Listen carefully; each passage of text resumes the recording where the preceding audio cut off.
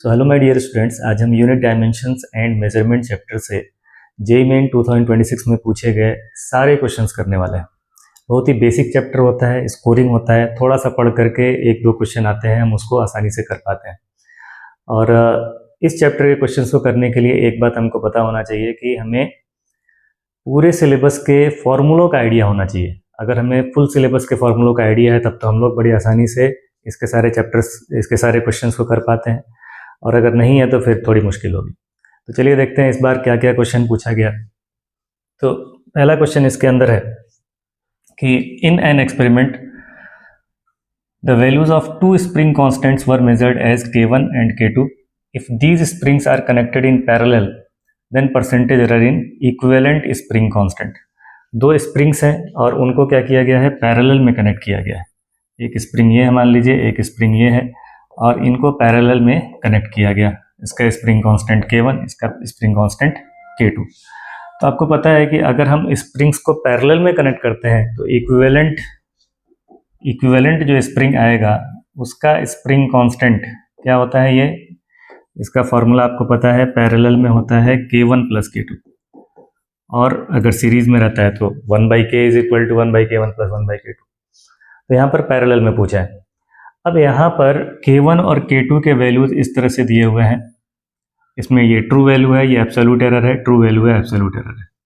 तो सबसे पहले हम क्या करेंगे कि K इक्विवेलेंट का ट्रू वैल्यू फाइंड करेंगे। तो ट्रू वैल्यू तो डायरेक्ट हम लोग ऐसे ही कर लेंगे। देखो K1 का ट्रू वैल्यू कितना है 10 और K2 का ट्रू वैल्यू है 20, तो 10 प्लस 20 करके ये 30 न्यूटन पर मीटर, ये इक्विवेलेंट स्प्रिंग कांस्टेंट का वैल्यू आ गया। अब हमें क्या करना है, इसके अंदर एब्सोल्यूट एरर निकालें, उसके बाद से फिर परसेंटेज एरर निकल पाएगा। तो एब्सोल्यूट एरर निकालने के लिए क्या करेंगे हम लोग, एडिशन के लिए फॉर्मूला हमने पढ़ा है कि अगर दो फिजिकल क्वांटिटी का एडिशन हो रहा है तो एब्सोल्यूट एरर क्या होता है कि इंडिविजुअल क्वांटिटीज़ के एब्सोल्यूट एरर्स के सम के बराबर होता है, और डिफरेंस में भी हमको पता है यही फॉर्मूला होता है। तो delta K1 plus delta K2, delta K1 का मतलब इसके अंदर कितना एब्सोल्यूट एरर है 0.2, और K2 के अंदर कितना एब्सोल्यूट एरर है 0.3। इन दोनों को ऐड कर लिए तो डेल्टा K इक्विवेलेंट आ जाएगा हमारा 0.5, ठीक है, न्यूटन पर मीटर। अब आपको पता क्या करना है, पता करना है यहाँ पर परसेंटेज एरर। परसेंटेज एरर कैसे निकलेगा, परसेंटेज एरर के लिए delta K equivalent upon K equivalent multiplied by 100, ये परसेंटेज एरर होता है। तो डेल्टा K हो जाएगा 0.5 अपॉन K इक्विवेलेंट कितना है 30 मल्टीप्लाइड बाई 100। इसको सॉल्व कर लीजिए, ये 0 0 कैंसिल हो गया, ये आ गया आपका 5/3। 5/3 सॉल्व करोगे तो 1.67 ये आ जाएगा। यहाँ पर सी ऑप्शन दिया हुआ है। बहुत ही बेसिक क्वेश्चन है, कुछ भी खास नहीं है इसके अंदर। देखो कितना इजी क्वेश्चन पूछा गया है। नेक्स्ट कहा जा रहा है कि consider a Bernoulli's equation, modified Bernoulli's equation. ये इक्वेशन दिया हुआ है और बोल रहा है if t has dimensions of time then the dimensions of a and b are respectively. a और b के डायमेंशन क्या होंगे। इस तरह के जो इक्वेशंस होते हैं देखने में बड़े होते हैं लेकिन सॉल्व करने में इजी होते हैं। देखिए कैसे, पहला यहाँ पर कह रहा है कि a और b का डायमेंशन बताइए। तो a यहाँ पर इस वाले टर्म के अंदर है और b यहाँ पर है। अब यहाँ पर देखो b इंटू टी, ये एक टर्म है, इसको हम h में ऐड कर रहे हैं, और डायमेंशंस पे हमको पता है कि सेम तरह के डायमेंशन होते हैं तभी हम ऐड कर सकते हैं, अगर डिफरेंट होंगे तो नहीं ऐड कर पाएंगे। अगर h और bt को ऐड किया जा रहा है तो जो डायमेंशन h का होगा वही डायमेंशन bt का भी होना चाहिए, तभी हम ऐड कर सकते हैं। तो चलो यहाँ पर लिख लेते हैं कि अगर ये ऐड किया गया है h में bt को, तो bt का डायमेंशन h के डायमेंशन के बराबर होना चाहिए, ठीक है। इसका मतलब कि b का जो डायमेंशनल फार्मूला होगा ये h अपॉन t के डायमेंशनल फार्मूला के बराबर होगा, और h है हाइट, और h अगर हाइट है तो इसका डायमेंशनल फार्मूला होगा l, और t है टाइम तो कैपिटल T। तो इसका b का डायमेंशनल फार्मूला हो जाएगा LT-1, या हम इसको लिख सकते हैं m0 L T minus one, ये डायमेंशनल फार्मूला हो जाएगा बी का। अब देखिए कहाँ पर M zero L T minus one है, M zero L T minus one यहाँ पर है और M zero L T minus one यहाँ पर है। बी का डायमेंशन, बी का निकाला हमने अभी, तो बी और सी में से बी और डी में से कोई एक ऑप्शन हो सकता है। अब चलो ए देखते हैं, ए का डायमेंशन क्या आ रहा है। तो ए का डायमेंशन कैसे निकलेगा, P प्रेशर के अंदर A अपॉन टी स्क्वायर को ऐड किया गया है, इसका मतलब जो डायमेंशन प्रेशर का होगा वही dimension A upon B T square का भी होना चाहिए। तो यहाँ पर मैं लिख दे रहा हूँ कि dimension of P is equal to dimension of A upon B T square. मुझे फाइंड करना है डायमेंशन ऑफ A, तो अगर dimensional formula of A find करना है तो ये हो जाएगा P बी टी स्क्वायर। इसका डायमेंशन प्रेशर होता है आपका फोर्स अपॉन एरिया, तो फोर्स का M L T minus two, area का हो जाएगा आपका एल टू। बी का डायमेंशन अभी आपने फाइंड किया M zero L T minus one, तो मैं बस एल टी माइनस वन लिख देता हूँ यहाँ पर, और टी स्क्वायर, टी स्क्वायर। अब सॉल्व करेंगे अगर इसको, तो एल एल एल स्क्वायर होगा, एल स्क्वायर से खत्म हो जाएगा, T plus two T minus two से खत्म हो जाएगा, बचेगा क्या, बचेगा हमारे पास एम टी माइनस वन, मतलब मैं लिख सकता हूँ M L zero T minus one, M L zero T minus one. देखो जरा, M L zero T minus one, M L zero T minus two है यहाँ पर, M L zero T minus one यहाँ पर है, तो डी वाला ऑप्शन आपका करेक्ट हो जाएगा। ठीक है, ये भी बिल्कुल बेसिक डायमेंशंस का क्वेश्चन था। नेक्स्ट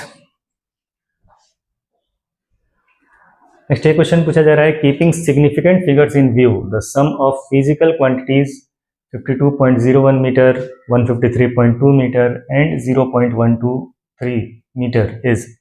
सिग्निफिकेंट फिगर्स का बहुत ही ज़्यादा इजी क्वेश्चन दे दिया गया। अब इसके अंदर सम करना है। सम में आपको पता है कि सम करते समय हम लोग क्या देखते हैं कि अगर दो तीन फिजिकल क्वांटिटीज का सम कर रहे हैं और आंसर आपको सिग्निफिकेंट फिगर्स को ध्यान में रख के बताना है, तो हम क्या करते हैं, डेसिमल के बाद वाले फिगर्स को देखते हैं। डेसिमल के बाद सबसे कम फिगर जिसमें होगा उतने ही फिगर में हमको आंसर देना होगा। तो इसमें देखिए डेसिमल के बाद से एक डिजिट है, इसमें डेसिमल के बाद दो डिजिट है, इसमें डेसिमल के बाद तीन डिजिट होगी। तो हमें करना क्या है कि इसका सम ऐसे करना है कि डेसिमल के बाद सिर्फ एक डिजिट आना चाहिए, इन सब में सबसे कम वाला आना चाहिए। तो पहला टर्म है 52.01, दूसरा टर्म है 153.2 और तीसरा टर्म है 0.123। सबसे पहले बिल्कुल नॉर्मल जिस तरह से छोटे क्लास में हमने एडिशन सीखा है वैसे ही ऐड कर देना है। आपको हालांकि सिग्निफिकेंट फिगर नहीं पढ़ेंगे, लेकिन चाहो तो सम करने के लिए ऐसा कर सकते हैं। और ऐड करिए, इधर आएगा ये 3, 2 + 1 3, 2 + 1 3 डेसिमल, 3 + 2 5, 5 + 5 10, 205.333 ये आया। अब आपको जो आंसर देना है, अगर प्रॉपर सिग्निफिकेंट फिगर में देना है तो देखिए इसमें डेसिमल के बाद सिर्फ एक डिजिट है, तो आपके आंसर के अंदर डेसिमल के बाद सिर्फ एक डिजिट आना चाहिए, मतलब हमको यहाँ तक ही राउंड ऑफ कर देना है। और राउंडिंग ऑफ का रूल आपको पता है कि अगर जिस नंबर को राउंड ऑफ करना है उसके बाद वाला लेस देन 5 है तो इसको हटा देते हैं और इसके अंदर कोई चेंज नहीं करते हैं, तो आंसर आ जाएगा आपका 205.3। ये आंसर आ जाएगा 205.3। कहाँ पर है, यहाँ पर। इस क्वेश्चन को पूरा सॉल्व करने का जरूरत भी नहीं था, हमको पता होना चाहिए था कि डेसिमल के बाद एक सिग्निफिकेंट डिजिट आना ही आना है। तो इन ऑप्शंस में हम चेक करते हैं, देखो किसके अंदर डेसिमल के बाद एक सिग्निफिकेंट डिजिट है। इसके अंदर एक भी नहीं है, इसके अंदर 3 है, इसके अंदर 2 है, इसके अंदर 1 है। तो आपको ये सम करने की जरूरत भी नहीं है, डायरेक्ट आप देखेंगे डेसिमल के बाद से एक सिग्निफिकेंट डिजिट जिसके अंदर होगा वही हमारा आंसर होगा। आई बात समझ में। इस तरह के क्वेश्चन पहले भी कई बार पूछे जा चुके हैं और जिन बच्चों को ये कंसेप्ट मालूम होता है वो बड़ी आसानी से इसका आंसर दे पाते हैं। ठीक है, चलिए आगे बढ़ते हैं। इसके अंदर बोला जा रहा है कि spherical body of radius r and density sigma falls freely through a viscous liquid having density rho viscosity eta attains a terminal velocity v naught estimated maximum error in the quantity eta is, और ignores error associated with sigma rho and g, इन तीनों को constant मान लेना है। तो ये एक टर्मिनल वेलोसिटी का क्वेश्चन है। टर्मिनल वेलोसिटी का फार्मूला आपको मालूम होना चाहिए, तभी आप इस क्वेश्चन को कर सकते हैं। टर्मिनल वेलोसिटी का फार्मूला क्या होता है?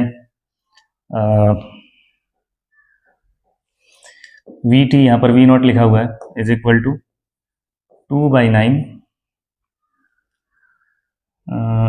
Are square rho minus sigma G divided by eta, ये होता है। अब इसके अंदर कांस्टेंट किसको किसको कंसीडर करना है? तो बोला जा रहा है कि सिग्मा को कांस्टेंट ले लीजिए, रो को कांस्टेंट ले लीजिए और जी को कांस्टेंट ले लीजिए। मतलब जब हम एरर का एनालिसिस करेंगे तो इनको कंसीडर नहीं करेंगे।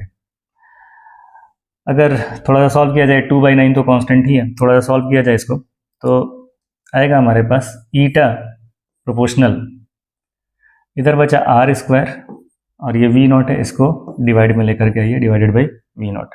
सही है। तो अगर एरर लिखना है हमको तो लिखेंगे delta eta upon eta is equal to R square का पावर है 2, तो 2 डेल्टा आर बाई आर और plus delta V naught upon V naught. Error में हमेशा प्लस करते हैं, माइनस नहीं करते हैं। हालांकि ये इसका पावर -1 होगा, लेकिन फिर भी उस माइनस को प्लस में कन्वर्ट कर देते हैं। तो ये आना चाहिए। देखिए कौन सा ऑप्शन है इसमें? सी ऑप्शन आ रहा है, 2 डेल्टा आर बाई आर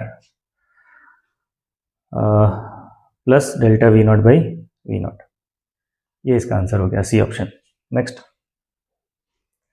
हाँ, इसके अंदर देखो डायमेंशंस का बिल्कुल बेसिक क्वेश्चन है, मैचिंग वाला क्वेश्चन है, किसका डायमेंशन क्या होगा। थोड़ा सा लेंथी बनाने की कोशिश की गई है, तो यहाँ पर डायमेंशन चेक करना है। जिसका भी आपको डायमेंशन आसानी से चेक करने का मन करे आप कर सकते हैं। जैसे पहला दिया स्प्रिंग कांस्टेंट। स्प्रिंग कांस्टेंट का यूनिट होता है न्यूटन पर मीटर, मतलब फोर्स अपॉन लेंथ। तो न्यूटन का मतलब हो गया mLt-2 अपॉन मीटर का मतलब हो गया L, तो ये L से L कैंसिल हो गया, mL0t-2। तो एक इसके साथ मैच कर रहा है, देखो mL0t-2 सेकंड के साथ, तो A को सेकंड के साथ इन दोनों में मैच कराया गया है। आगे देखिए, thermal conductivity, Boltzmann constant, inductive reactance, जिसको भी मन करे आप एक और मैच कर दीजिए, आंसर आ जाएगा। बोल्ट्जमैन कांस्टेंट को ही कर लो। बोल्ट्जमैन कांस्टेंट का यूनिट होता है जूल पर कूलम, तो जूल का मतलब हो गया जूल पर केल्विन। तो जूल के लिए mL2t-2 और केल्विन के लिए K, तो mL2t-2 K-1 आ जाए इसका। तो बोल्ट्जमैन कांस्टेंट मैच कर रहा है यहाँ से, mL2t-2 K-1। तो A को 2 से मैच करना है और C को 1 से।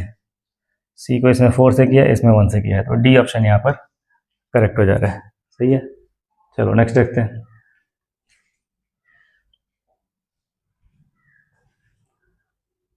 यहाँ पर कह रहा है epsilon E and T represents the free space permittivity, electric field and time respectively, then unit of epsilon E upon T will be. इस तरह के क्वेश्चंस को करने के लिए आपको फॉर्मूले, सिलेबस के, पूरे सिलेबस के फॉर्मूले थोड़े से क्लियर रहते हैं तो बहुत जल्दी से कर पाते हैं, अदरवाइज ये क्वेश्चंस बहुत लेंथी हो जाते हैं। जब इस तरह का कॉम्बिनेशन दिया होता है तो हम सोचते हैं कि ये कॉम्बिनेशन कौन से वाले फॉर्मूले के अंदर आता है, कहाँ पे हमने इसको पढ़ा है। तो इससे रिलेटेड एक फॉर्मूला मुझे याद आ रहा है डिस्प्लेसमेंट करंट का, क्योंकि यहाँ पर जो ऑप्शन है उसमें भी एम्पियर दिया हुआ है।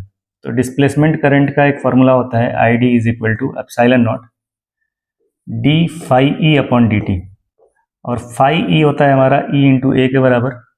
तो ID डिस्प्लेसमेंट करंट आ जाता है हमारा epsilon naught d E upon dt into area, phi के जगह पर इलेक्ट्रिक फील्ड इंटू एरिया। अब जो डायमेंशन एप्सिलॉन नॉट का होगा वही एप्सिलॉन का भी होता है, और डी ई डेल्टा ई का जो डायमेंशन होगा वही ई का होगा, जो डेल्टा टी का होगा वही टी का होगा। मतलब मुझे इसका डायमेंशन फाइंड कर लेना है तो आंसर आ जाएगा। सही है। ये डिस्प्लेसमेंट करंट है, डिस्प्लेसमेंट करंट का डायमेंशन मैं लिखूँ तो एम्पियर, और ये एरिया है, एरिया का डायमेंशन मीटर स्क्वायर, तो एम्पियर अपॉन मीटर स्क्वायर। ये epsilon not DE by DT इसका फॉर्मूला या उसका यूनिट बन जाएगा। तो देखो एम्पियर पर मीटर स्क्वायर कहाँ पर है, सी ऑप्शन, तो ये इसका करेक्ट ऑप्शन हो जाएगा। सही है। नेक्स्ट, हाँ ये थोड़ा लेंदी क्वेश्चन है इसलिए मैंने इसको सॉल्व करके थोड़ा सा रखा है, और है बहुत बेसिक, बहुत इजी क्वेश्चन है लेकिन थोड़ा सा एक्सरसाइज कराने वाला क्वेश्चन है। लिखा है 4 persons measure length of a rod, एक रॉड के लंबाई को 4 लोग मेजर करते हैं as 20.00 centimetre, 19.75, 17.01 and 18.25 centimetre. The relative error in the measurement of average length of the rod. तो रिलेटिव एरर का मतलब हो गया डेल्टा एल बाई एल, लेकिन जब कई सारे रीडिंग है तो कैसे करते हैं, सबसे पहले इसका ट्रू वैल्यू निकालते हैं। ये 4 रीडिंग्स हैं, इन चारों का ट्रू वैल्यू, चारों का मिला करके जो नेट मेजरमेंट आएगा उसका ट्रू वैल्यू निकालना है। उसके लिए क्या करते हैं हम, इन सभी का मीन निकाल लेते हैं। तो सबसे पहले इन सब को ऐड कर दो, 20.00, 17.75, 17.01, 18.25, इन सबको ऐड करके ये आया, इन सब का सम कर लिया, ये आंसर आया। अब मीन निकालने के लिए क्या करना पड़ेगा, इस सम के अंदर 4 से डिवाइड करना पड़ेगा। तो इसको 4 से डिवाइड किए तो ये मीन लेंथ आ गया, जितने लोगों ने मेजरमेंट किया था उनके रीडिंग्स को लेकर के और हमने मीन निकाल लिया, तो ये मीन लेंथ आ गया 18.75 या सेंटीमीटर, 18.75 सेंटीमीटर। इसके बाद इन सभी रीडिंग्स के अंदर, ये जो 4 रीडिंग है, इन सभी रीडिंग्स के अंदर एब्सोल्यूट एरर इंडिविजुअली अलग अलग निकालना पड़ेगा। तो अलग अलग सबका हमने एब्सोल्यूट एरर निकाला। डेल्टा L1 कितना आ जाएगा, ये ट्रू वैल्यू है, true value minus measured value, measured value कितना है 20, तो 18.75 माइनस 20, और हमको ये मॉड निकालना है, मतलब माइनस भी अगर आता है तो प्लस करके लिखना है। तो ये पहले का एब्सोल्यूट एरर आ गया। दूसरे रीडिंग 19.75 के अंदर एब्सोल्यूट एरर यह आ जा रहा है 1, फिर 17.01 के अंदर एब्सोल्यूट एरर यह आ जा रहा है 1.74, इसके अंदर absolute error true value minus measured value 0.5। अब ये जितने delta L1, delta L2, delta L3, delta L4, ये जो एब्सोल्यूट एरर्स आए हैं इनका मीन निकालिए। तो इनका मीन निकालेंगे तो मीन एब्सोल्यूट एरर आ जाएगा हमारे पास डेल्टा L बार। इन चारों को ऐड करके 4 से डिवाइड कर दिए, ये आ गया हमारे पास 1.22, सबको ऐड करके 4 से डिवाइड कर दिया, तो ये आ गया 1.122। अब आपको निकालना है रिलेटिव एरर। रिलेटिव एरर के लिए क्या करते हैं, mean absolute error upon true value वही एल बार।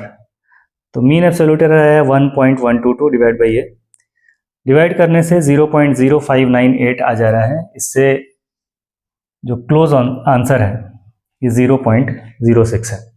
ठीक है, तो ये इसका आंसर हो जाएगा। थोड़ा सा लेंदी है लेकिन बहुत ही ज़्यादा बेसिक है, सबसे आसान सवाल है।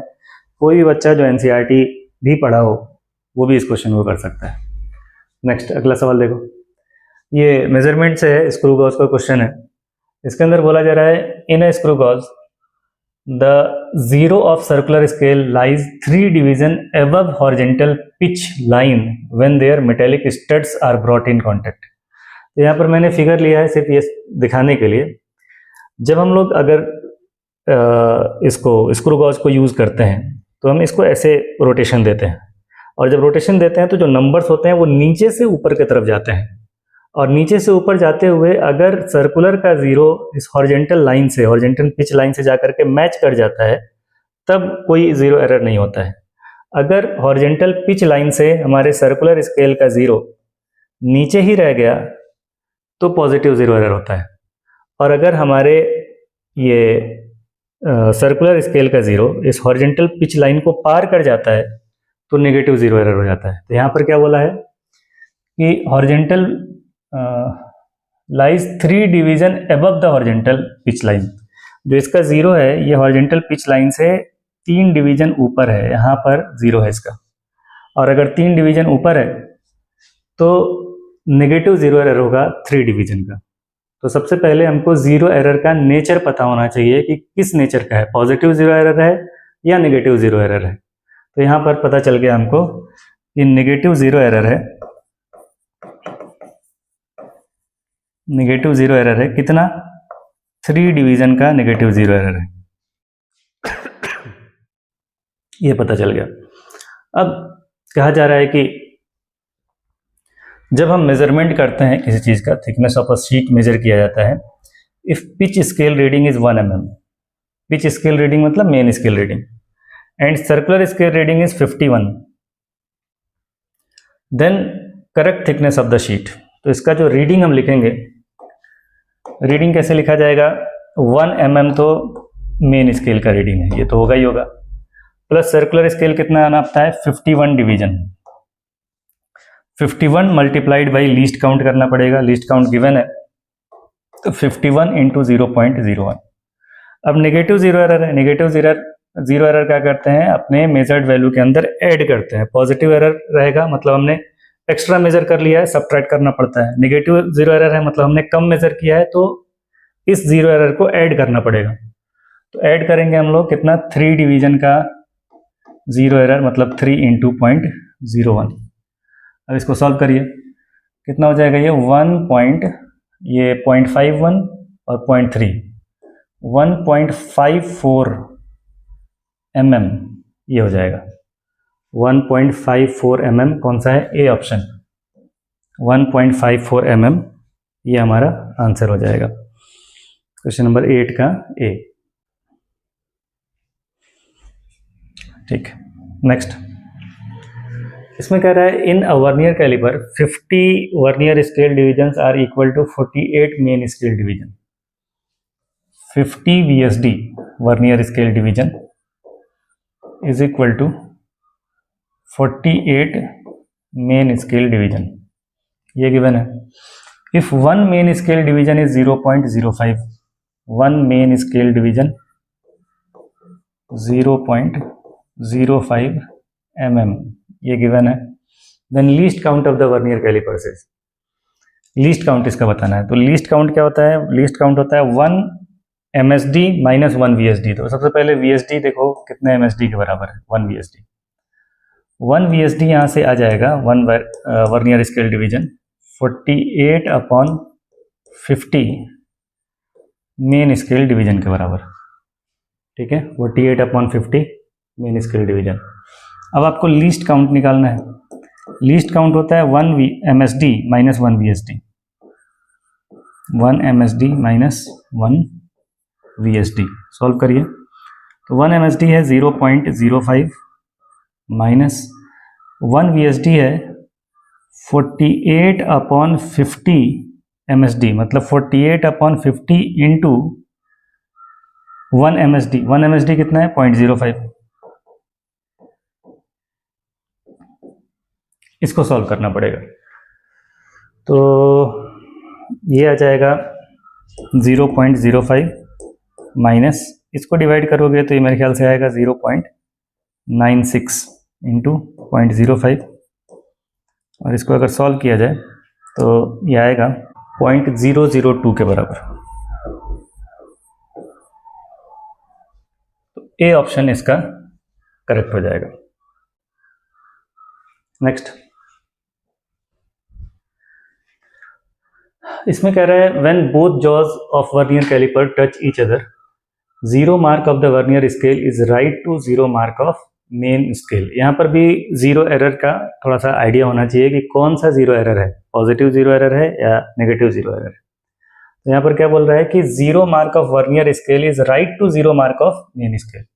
यहाँ पर जब हम लोग वर्नियर को यूज करते हैं तो इसका जो मूवेबल जॉ होता है, इसको इस साइड से हम लोग स्लाइड करके लेके आते हैं, और जब इधर से स्लाइड करके लेके आएंगे, अगर हमारे यहाँ पर जो स्केल बना रहता है, यहाँ पे एक स्केल बना रहता है जिसको हम लोग वर्नियर स्केल कहते हैं, तो वर्नियर स्केल का 0 अगर मेन स्केल के 0 तक पहुँच जाता है और बिल्कुल उसके बराबर ही रह जाता है, जैसे देखो ये अगर मेन स्केल है हमारा और ये मेन स्केल का 0 है, इस तरफ से हम वर्नियर स्केल को खिसका के लेकर के आ रहे हैं, ये वर्नियर स्केल का 0 है।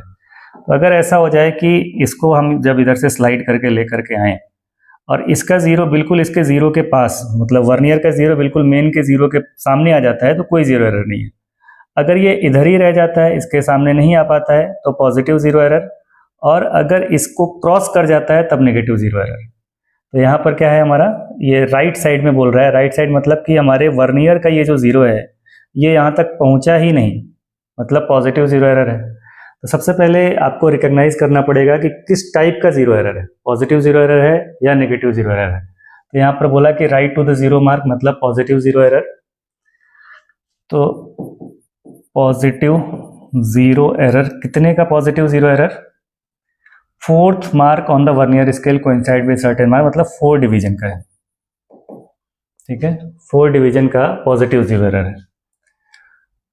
While measuring the length of a cylinder, observer observes 15 division on the main scale। तो जब इसका रीडिंग लिखेंगे हम लोग, तो रीडिंग कितना है, 15 मेन स्केल डिवीजन के बराबर, plus 15 division on main scale and 5th division of vernier scale coincides with a main scale division, मतलब 5 VSD के बराबर रीडिंग, 15 MSD और 5 VSD के बराबर रीडिंग आया। और इसमें फिर ज़ीरो एरर को भी कंसिडर करना पड़ेगा। अगर पॉजिटिव ज़ीरो एरर है मतलब हमने एक्स्ट्रा मेज़र कर लिया है, और एक्स्ट्रा मेज़र कर लिया है तो हमको अपने रीडिंग में से इसको हटाना पड़ेगा, सब्ट्रैक्ट करना पड़ेगा। कितना आ जाएगा ये, 15 MSD प्लस 1 VSD का ये मेजरमेंट आएगा। वैल्यू पुट कर लीजिए। 1 MSD इसमें गिवन नहीं है, लेकिन इसके लीस्ट काउंट को देख करके लगता है कि ये कॉमनली यूज्ड वर्नियर कैलिपर है। तो कॉमनली यूज्ड वर्नियर कैलिपर में 1 MSD 1 mm के बराबर होता है, तो 15 mm ये हो जाएगा, 1 MSD 1 mm, 15 MSD 15 mm plus 1 VSD, तो 1 इंटू लीस्ट काउंट कितना दिया है, 0.1, तो ये आ जाएगा 15.1 मिलीमीटर, 15.1 मिलीमीटर, 4th ऑप्शन है यहाँ पर, 4th option 15.1 mm। Next, in an experiment set of readings are obtained as follows, 1.24, 1.25, 1.23, 1.21, expected least count. तो इसमें देखो कि ये जो रीडिंग्स दिए गए हैं 1.24, 1.25, 1.23, 1.21, इसमें कह रहे हैं कि क्या एक्सपेक्ट कर सकते हैं आप, इसका लीस्ट काउंट कितना होगा, जिस डिवाइस से ये सारे मेजरमेंट्स लिए गए होंगे उसका लीस्ट काउंट कितना होगा, ये सारे mm में है, लीस्ट काउंट कितना होगा। तो इन मेजरमेंट्स को देख करके लग रहा है कि जिस डिवाइस से हमने ये मेजरमेंट किया है वो डेसिमल के बाद 2 डिजिट तक मेजर कर पाता है, तभी हमने सभी रीडिंग्स के अंदर डेसिमल के बाद 2 डिजिट तक दिया है। और अगर कोई डिवाइस डेसिमल के बाद 2 डिजिट तक करेक्टली रीड कर पाता है तो उसका लीस्ट काउंट क्या होता है, 0.01। तो देखो इसमें 0.01 कोई ये है, ए ऑप्शन, तो ये करेक्ट ऑप्शन होना चाहिए 0.01। सही है, चलिए आगे बढ़ते हैं। नेक्स्ट है डायमेंशंस का क्वेश्चन है ये। इसके अंदर बताना है आपको कोफिशिएंट ऑफ विस्कोसिटी का डायमेंशन क्या होगा, सरफेस टेंशन, प्रेशर और सरफेस एनर्जी। एक और क्वेश्चन था ऐसा ही। तो यहाँ पर जो भी आपको आसान पड़े उसका डायमेंशन निकाल के 1-2 का मैच करेंगे तो आ जाएगा। जैसे सरफेस टेंशन का आसान फार्मूला होता है, सरफेस टेंशन क्या होता है, F/L। F का मतलब हो गया mLT-2 और लेंथ का हो जाएगा L, ये कैंसिल हो जाएगा, mL0T-2 सरफेस टेंशन का डायमेंशन होना चाहिए। तो देखो mL0T-2 कहाँ है, ये। तो B को थर्ड से मैच करो, B को थर्ड से यहाँ पर मैच किया गया है, यहाँ पर मैच किया गया है, तो B और D में से कोई O। नेक्स्ट प्रेशर को कर लो। प्रेशर क्या है, फोर्स पर यूनिट एरिया, मतलब mL-1T-2। तो देखिए mL-1T-2 का है, ये है, ठीक है। तो प्रेशर को 1 से मैच कर दिया, मतलब C को 1 से मैच कर दिया। C को 1 से कहाँ पर मैच किया गया है, यहाँ पर। तो ये B ऑप्शन इसका करेक्ट हो जाना चाहिए, ठीक है। वैसे सरफेस एनर्जी को भी कर सकते थे। एनर्जी का डायमेंशन क्या होता है, mL2T-2, तो किसी भी एनर्जी का वही होगा, mL2T-2 डायरेक्ट। ये देखो D को 2 से मैच कर देंगे, तो D को 2 से मैच कर दिए, D को 2 से किए होते तो भी यहाँ पर D को 2 से, यहाँ पे 4 से मैच किया गया है, तो ये वाला ऑप्शन आपको मिल जाता। तो ये ईजी होते हैं मैचिंग वाले क्वेश्चंस, और बहुत ही आसान ये डायमेंशनल एनालिसिस से क्वेश्चन पूछा गया है।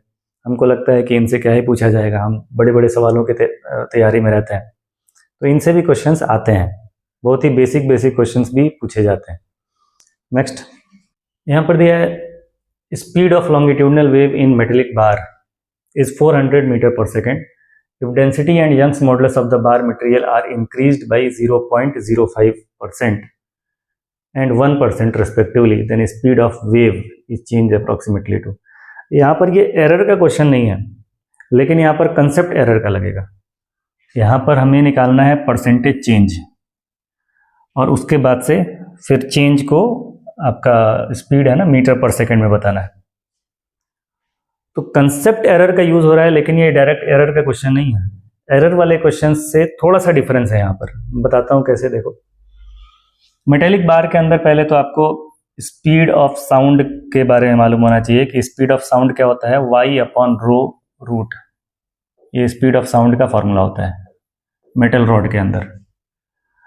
अब हमसे इस वेलोसिटी के चेंज के बारे में पूछ रहा है। वेलोसिटी के चेंज के बारे में मैं क्या लिख सकता हूँ, delta v/v into 100 is equal to square root का मतलब 1/2 पावर, ये 1/2 पावर y पर भी रहेगा, 1/2 पावर रो पर भी रहेगा, तो लिखेंगे 1/2 डेल्टा y/y, और ये डिनोमिनेटर में है तो इसका पावर 1/2 ऊपर जाएगा तो -1/2 पावर हो जाएगा, तो यहाँ पर मैं लिखूंगा -1/2 delta ρ/ρ।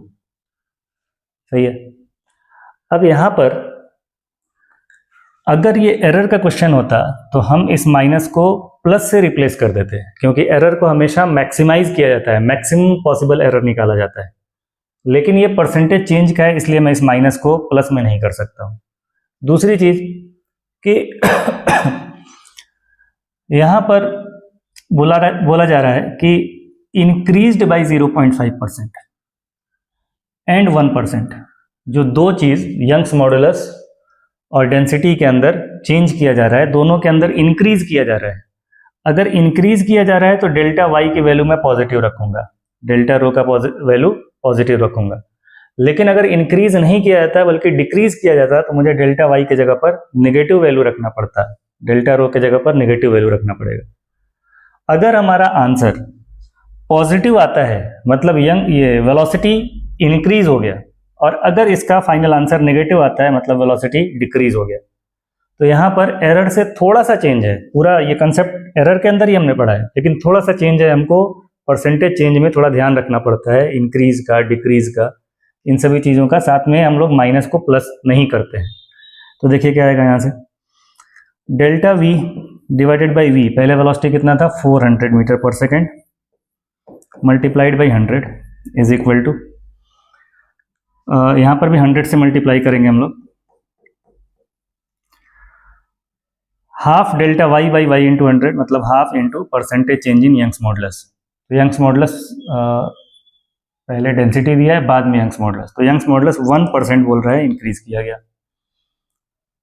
Minus 1/2 delta rho by rho into 100, तो delta rho by rho into 100 percentage change in density, पहले डेंसिटी का नाम लिया है, पहले 0.5 multiplied by 0.5 is equal to 1/2 into 1 तो हो गया आपका 1/2 मतलब 0.5 लिख ले रहा हूं मैं इसको, माइनस 0.25 तो 0.25 हो गया।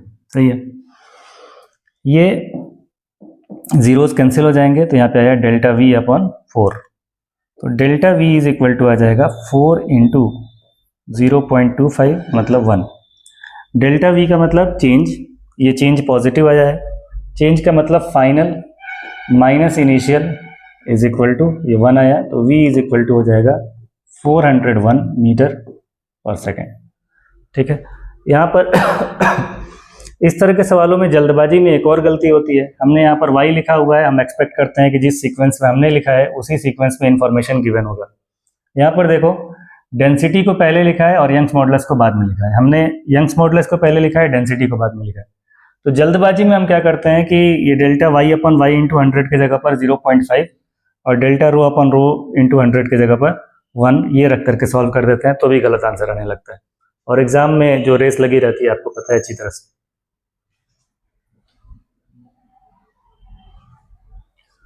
नेक्स्ट ये है,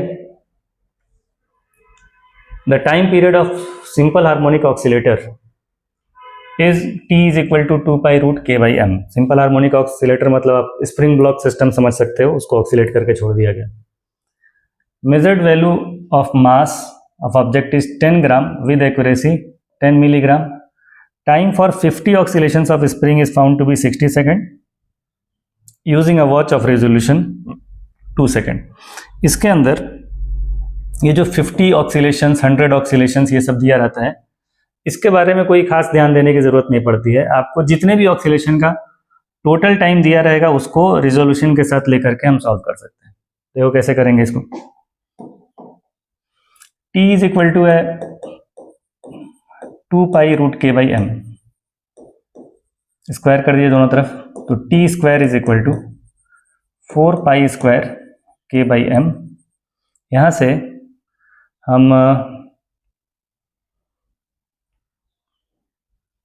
स्प्रिंग कांस्टेंट के अंदर एरर निकालना चाहते हैं, तो k इज इक्वल टू लिख देंगे या k प्रोपोर्शनल लिख देंगे t square multiplied by m। अब एरर लिखना है तो delta k/k into 100, percentage error लिखना है, 100 से मल्टीप्लाई कर देता हूँ, is equal to 2 delta t/t into 100 plus delta m/m into 100। अब देखिए डेल्टा t की जगह पर क्या लिखा है, रिजोल्यूशन ऑफ वॉच 2 सेकेंड, तो 2 इंटू 2 डिवाइडेड बाई कितना मेजर किया गया था 60 second into 100 plus delta m। Delta m में accuracy of 10 mg, delta m के जगह पर 10 mg लिखेंगे, मतलब 10 into 10⁻³ gram divided by mass है 10 ग्राम मल्टीप्लाइड बाई 100।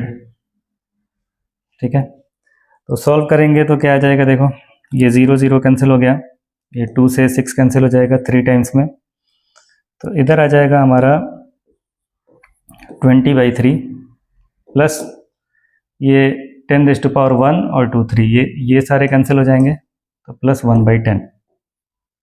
ठीक है, इसको सॉल्व कर लो, इसको सॉल्व करोगे तो आएगा 20/3, तो 3 से काटोगे 6.67 प्लस 0.1 तो 6.77 आना चाहिए, 6.76 यहाँ पर दिया हुआ है, तो ये ऑप्शन हो जाएगा 6.76, डी ऑप्शन इसका सही है। तो ये क्वेश्चंस थे unit dimensions and measurement chapter से। बहुत ही इजी क्वेश्चन आए हुए थे इस बार 2026 जेईई मेन में, लेकिन ये सारे क्वेश्चंस करके पता चलता है कि पूरे सिलेबस के अंदर से जिन चीज़ों को हम लोग छोटा समझते हैं उनसे भी क्वेश्चन पूछे जा रहे हैं। तो ऐसा नहीं है कि सिर्फ बहुत बड़े बड़े महान सवाल करके ही ये सारे क्वेश्चंस आप कर पाएंगे। अगर आप बेसिक लेवल पर अच्छी तैयारी करते हैं, एवरेज लेवल के क्वेश्चंस भी अगर अच्छी तरह से कर पाते हैं, तो भी आप जेईई मेन में बहुत अच्छा स्कोर कर सकते हैं।